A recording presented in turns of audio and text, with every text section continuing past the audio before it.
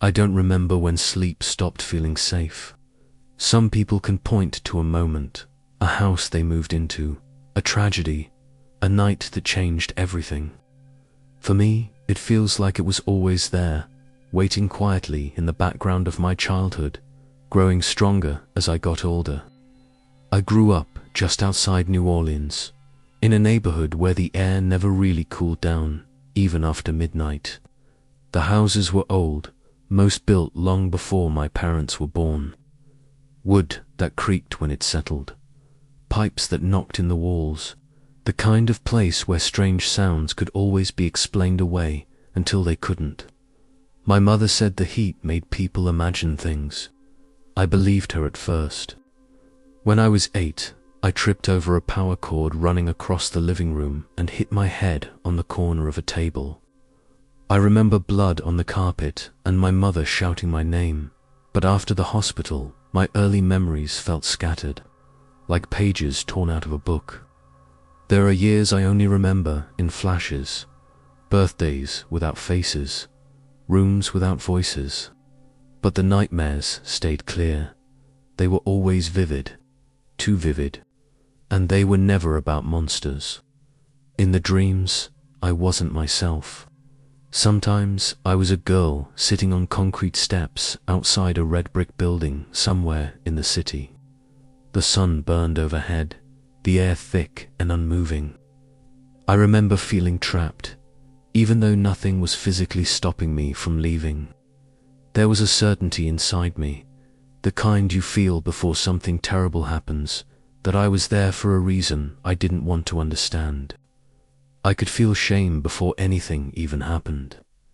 I never saw faces clearly, just pieces, shoes on the stairs, the sound of a door opening, a shadow stretching across the ground toward me. Every time I woke up right before crossing the doorway, my stomach twisting like something inside me was on fire. The worst part wasn't the fear, it was the guilt. I would wake up feeling like I had done something wrong, even though nothing had actually happened. After a while, I started fighting sleep. I'd stay awake as long as I could, staring at the ceiling, convinced that if I fell asleep too deeply, I wouldn't come back, that I would stay in the dream and forget who I really was. No one knew. How do you explain that to your parents when you're 9 years old? By the time I turned 11, my dad started traveling more for work. When he was gone, my brother and I slept in my mum's room. She said it made her feel safer having us there. One night changed everything. I was lying beside her, half asleep, listening to the hum of the air conditioner. Out of nowhere, images flashed through my head, violent, sudden, horrifying. My mum being hurt, blood, movement, the kind of thoughts that don't feel like your own. I jerked upright, heart hammering. I remember staring at her in the dark, thinking, what is wrong with me? I didn't tell her. I couldn't. I was terrified she'd look at me differently, like I was dangerous. So I stayed quiet. And that's when the house started getting louder. At first it was small things, a book falling off a shelf, something knocking in the kitchen late at night, footsteps when everyone was already in bed. My mum blamed the old house. New Orleans houses settle, she said, with expands, pipes shift. But then the sounds started happening during the day too. Cabinet doors closing when no one was in the room. Something heavy dropping upstairs when everyone was downstairs.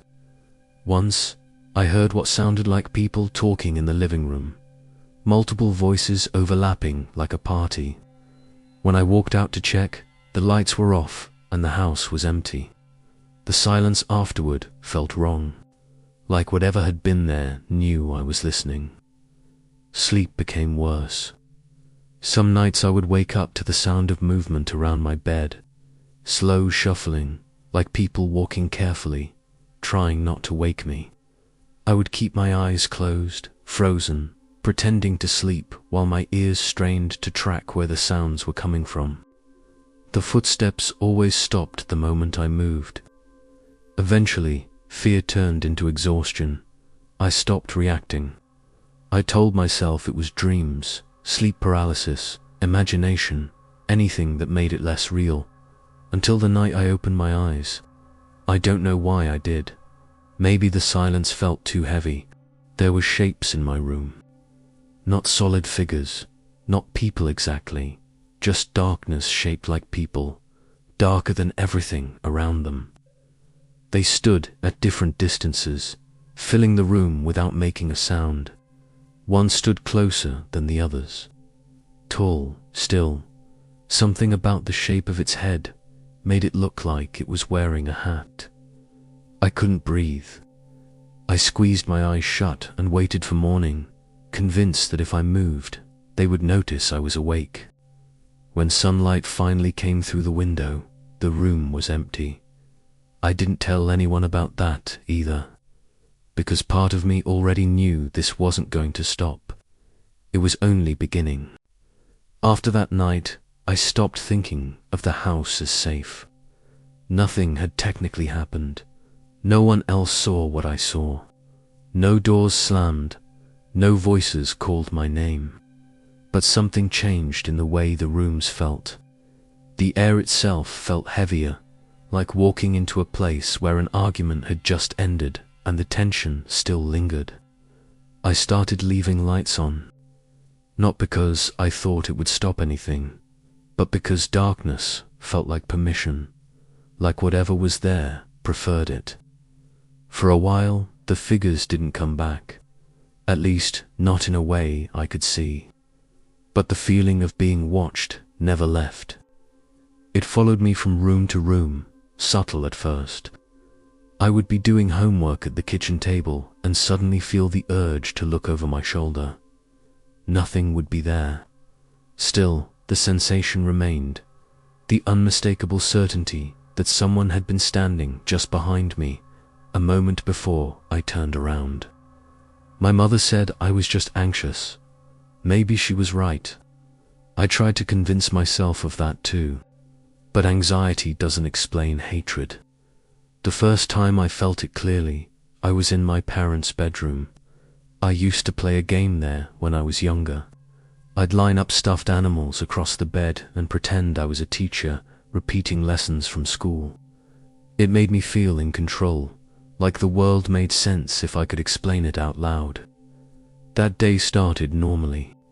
Sunlight came through the curtains, dust floating slowly in the air.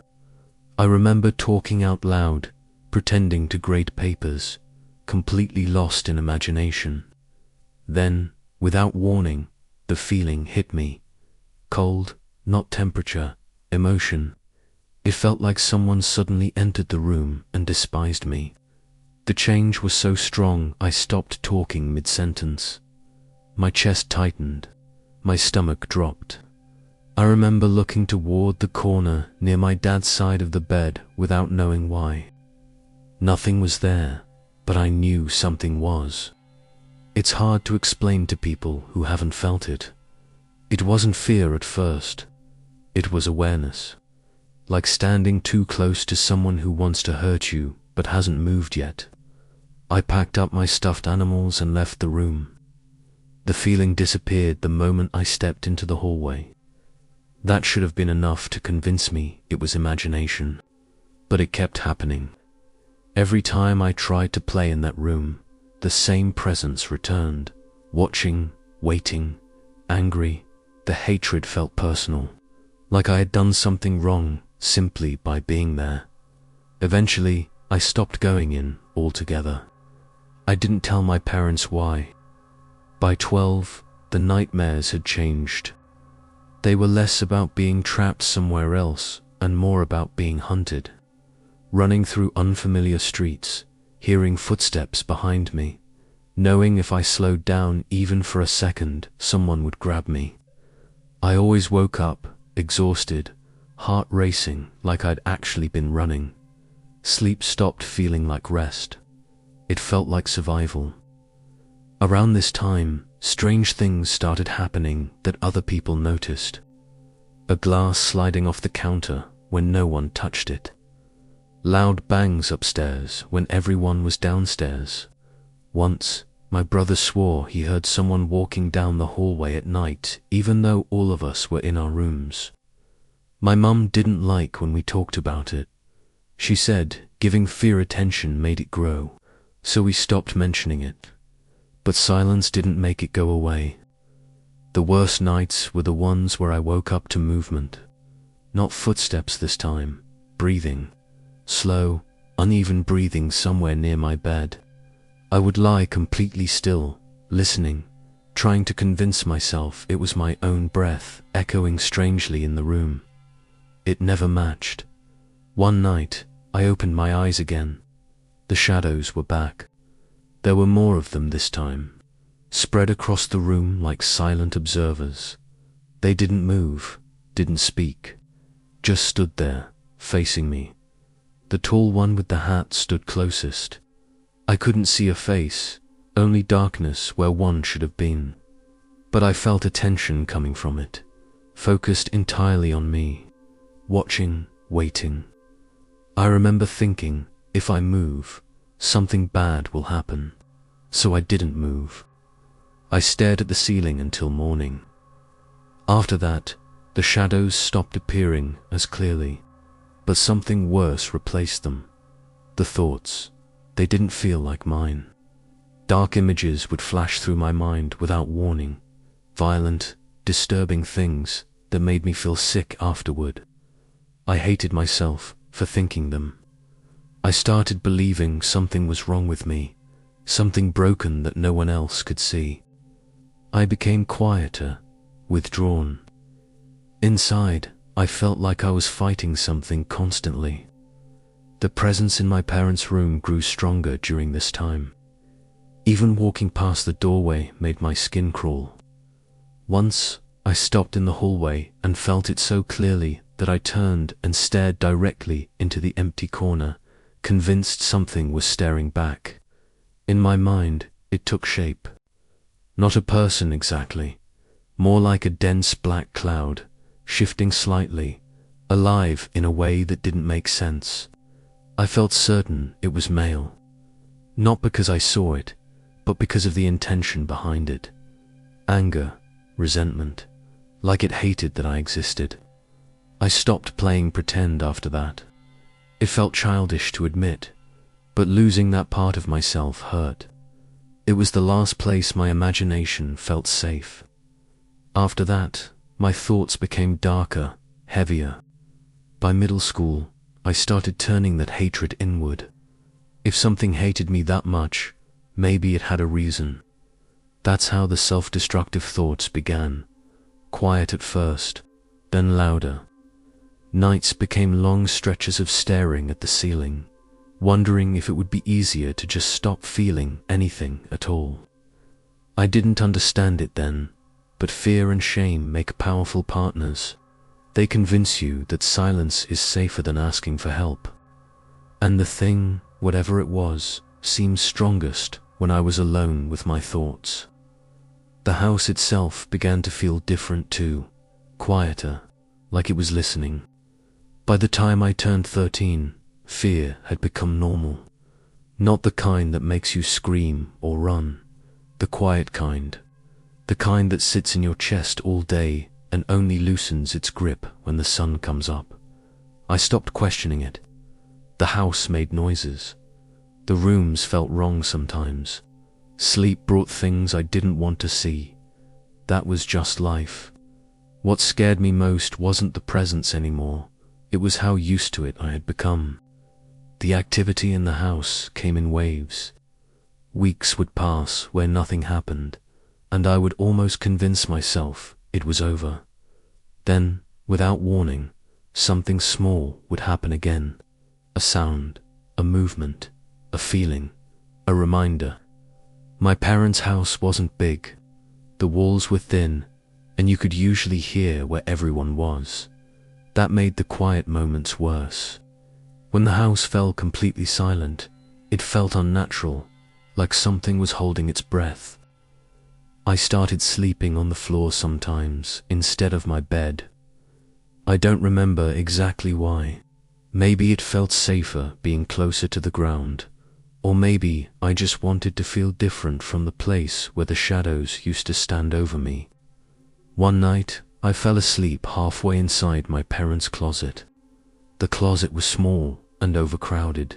Piles of laundry stacked along one wall because there wasn't enough space anywhere else.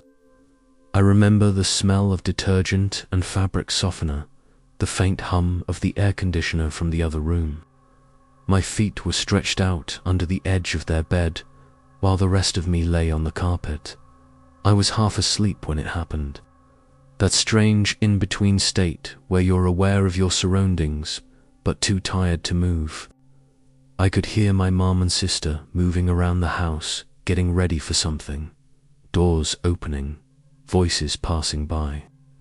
Normal sounds, safe sounds. Then something touched my foot. At first, my brain tried to explain it away. A blanket shifting. My imagination, but the grip tightened. A hand, it felt wrong immediately. Wet, cold. The fingers long and thin, curling round my ankle with pressure that was unmistakably real. Before I could react, it pulled. Hard. My body slid several inches across the carpet toward the darkness under the bed. I screamed and kicked backward, scrambling away so fast I hit the closet wall.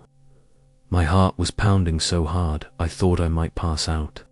My mum and sister ran into the room seconds later. What happened? Someone grabbed me, I said. Something grabbed my foot. They checked under the bed. Nothing, no one. My mum told me it was a dream. Sleep paralysis. My imagination mixing with being half awake. I nodded like I believed her. But I knew I hadn't been dreaming. The feeling of those fingers stayed with me for weeks. Sometimes, lying in bed at night, I could almost feel the phantom pressure around my ankle again, like a memory my body refused to forget. After that night, I stopped letting any part of me hang off the bed, not even my hands. Around the same time, something happened that made everything harder to dismiss. My grandmother came to visit from California. She had only been in the house a few hours when she asked my mum a question that made my stomach drop. "Who's the man staying here?" My mum laughed, confused. "What man?" "The one sitting in your husband's chair earlier," my grandmother said. Tall, skinny. He looked angry. There was no one else in the house. I remember standing in the hallway, listening, my chest tightening as she described him.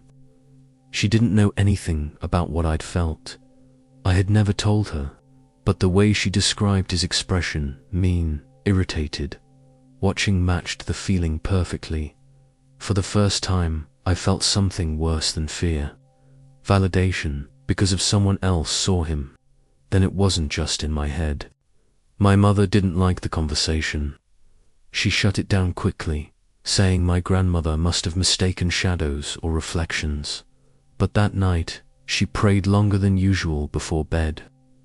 Not long after that, I finally told her about the nightmares. Not everything, just enough to explain why I was scared to sleep. She listened quietly, then handed me a small Bible and told me to keep it under my pillow. She said, "Faith protects you from things that feed on fear." I didn't know if I believed that, but I was desperate enough to try anything, and strangely, it helped. The nightmares didn't stop completely, but they became less frequent. The house felt lighter. The heavy hatred in my parents' room faded, like something had stepped back. For the first time in years, I slept through the night without waking up in panic. I told myself it was over, that whatever had been there was gone. But fear doesn't disappear that easily. It changes shape. Even when things became quieter, something inside me had already shifted. The damage wasn't just external anymore. The years of fear, the thoughts I couldn't control, the feeling that something hated me for existing. all of it stayed. I started turning that anger inward. By middle school, I hated myself more than I feared anything else. And in quiet moments, when the house was still and everyone else was asleep, I sometimes wondered if that was the point all along. Not to hurt me directly, but to make me hurt myself. After the night in the closet, the house grew quiet. Not peaceful, just quiet in a way that felt temporary, like the pause after a storm when the air still smells like rain. The noises faded. The feeling of being watched became less constant. The nightmares came less often. Everyone assumed things were getting better. In some ways, they were. In other ways, the damage had already settled in. Fear changes you when you grow up with it. It rewires the way you think. I didn't realize it at the time, but I had started expecting something bad to happen all the time. Even during normal moments, part of my mind stayed tense, waiting for the feeling to come back. By 14, the presence itself wasn't the thing I feared most anymore. It was my own thoughts. The images that used to flash into my mind hadn't disappeared completely. They came less often, but when they did, they felt heavier, more personal. I started believing something inside me was wrong, that maybe the darkness I felt wasn't coming from outside at all, that maybe it was me. I didn't talk to anyone about it. Not my parents, not my friends. I learned how to smile normally, how to joke, how to act like everything was fine. Inside, though, I felt like I was constantly fighting myself. Sleep became escape again, and sometimes punishment. There were nights I stayed awake on purpose, afraid of what I might see or think if I let my guard down. Other nights, I slept too much, hoping to disappear into unconsciousness long enough to stop feeling anything at all. That was when self-destructive thoughts started creeping in quietly. Not dramatic, not sudden, just a slow, growing belief that maybe the world would be easier without me in it. Looking back now, I can see how dangerous that mindset was. At the time, it just felt normal, like exhaustion, like giving up on fighting something I didn't understand. Therapy came later. So did hospital visits, conversations about anxiety and depression, words that tried to explain what I was feeling in clinical terms. Some of it helped, some of it didn't, because none of it explained the feeling that something had started all of this. Years passed without anything clearly supernatural happening. No shadows, no footsteps, no movement in empty rooms. I started convincing myself that it had all been childhood fear mixed with stress and imagination. I wanted that explanation to be true. By 17, life felt almost normal again. Then the voice happened. I remember it clearly because nothing about that day was unusual. It was late afternoon, sunlight coming through the small window in the back bathroom. I was getting ready to go somewhere. I don't even remember where now. My mom was in the front bathroom getting ready to... I could hear drawers opening and closing down the hallway. Normal sounds, safe sounds. I was standing at the sink when I heard it. A man's voice, right next to my ear. Calm, deep, clear. It said my name, Alana. Not loud, not whispered, just spoken like someone standing beside me. Every part of my body went cold. I slowly turned my head toward the shower, my heart pounding so hard it made my vision blur. For a moment, the air near the curtain looked distorted, like heat rising off pavement in the summer. Something moved within it, not a shape exactly, more like energy shifting. Then, 4 seconds later, my mum called my name from the other end of the house, and whatever was there disappeared. The air snapped back to normal. I didn't scream. I didn't tell her what happened. I just left the bathroom as fast as I could and pretended nothing was wrong, because admitting it meant accepting that maybe it had never really left. After that, nothing major happened again. No voices, no shadows, no physical encounters. Life moved forward the way it does. Graduation, jobs, moving out, new apartments, new routines. The past slowly turning into something that felt distant. But sometimes, late at night, I would feel it again. Not see it, just feel it. That same old weight in the air. That familiar awareness of not being entirely alone. I started wondering if maybe it had never been tied to the house at all. Maybe it had been tied to me. I've heard stories about things attaching themselves to people, following them, feeding on fear, on sadness, on weakness. I don't know if I believe that. I try not to give it a name anymore, because naming something makes it real. And whether it was trauma, imagination, or something darker, I know one thing for certain. Fear leaves fingerprints. Even when years pass, even when life gets better, even when the house is quiet and the lights are on.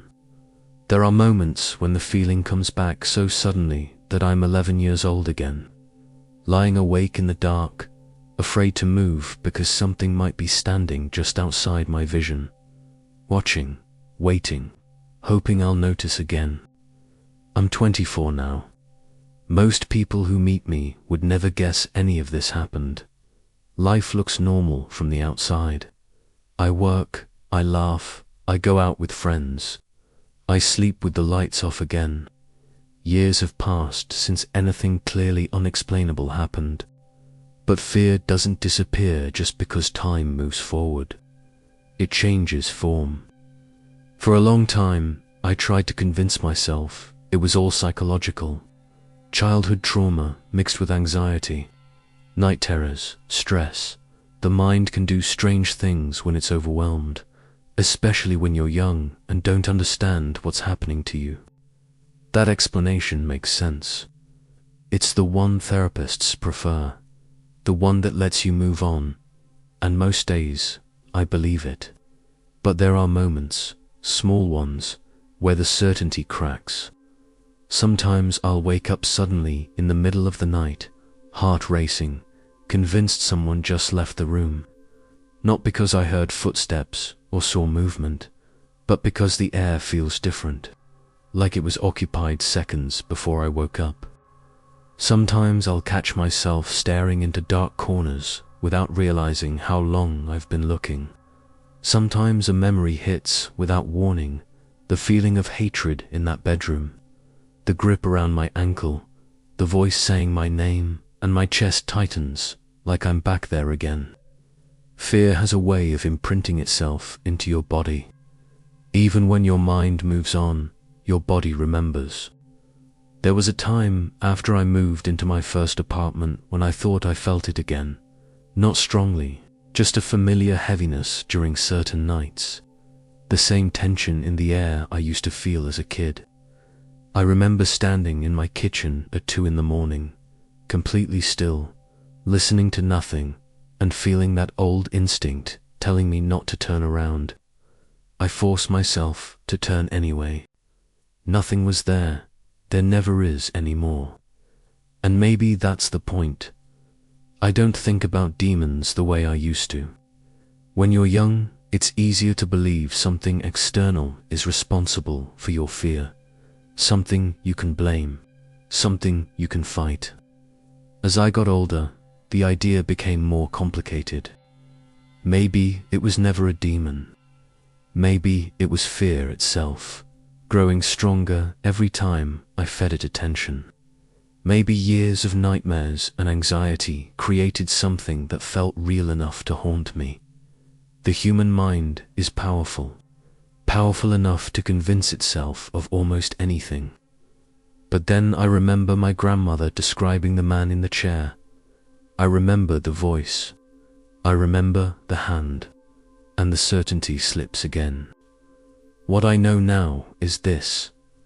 Whatever happened shaped me. The self-hatred, the years of wanting to disappear, the feeling that something was wrong with me. Those things didn't vanish when the activity stopped. They stayed long after the shadows were gone. I had to learn, slowly, that thoughts aren't commands, that fear lies, that darkness in your mind doesn't mean you belong to it. That part took longer to overcome than anything else. Sometimes I wonder if that was the real danger all along. Not being hurt physically, but being convinced I deserved to be. I don't talk about this often. Most people want clean explanations. They want the story to end with certainty. It was mental illness, or it was supernatural, or it was just a child's imagination. I don't have that answer. All I know is that something followed me through my childhood, whether it existed outside of me or not. And even now, years later, there are moments when the world goes quiet and I feel that old awareness creeping back in. Not strong enough to see, not strong enough to hear, just enough to remember. And sometimes, when I'm lying awake at night, right before sleep takes over, I still get the same thought I had as a kid. If I open my eyes right now, would something be standing there, waiting for me to notice again? Or worse, has it been there the whole time, waiting for me to believe it never left? There's something I don't talk about often, because when I've mentioned parts of this story before, people react in two very different ways. Some say it was trauma, anxiety, a child's imagination trying to make sense of fear, but others go quiet. And then they tell me they've experienced something similar. The same feeling of being watched as a kid. The same shadow standing in the corner that disappears when you try to focus on it. The same voice calling their name when no one was there. And almost every time, they say the same thing. It stopped when they stopped talking about it. I don't know what that means. I don't know if fear creates these experiences, or if something else feeds on being noticed. I try not to think about it too much anymore. Life is easier that way. But sometimes I wonder about one detail that never made sense to me. If it was only in my head, why did other people see it too? And why did it always feel like it was waiting for me to notice first? Even now, when I wake up suddenly in the middle of the night, there's a moment, just a second, where I feel certain someone else is awake in the room with me. Not moving, not breathing, just watching. And I've learned something over the years. Sometimes it's better not to look, because once you notice something, you can't be sure it ever stops noticing you back.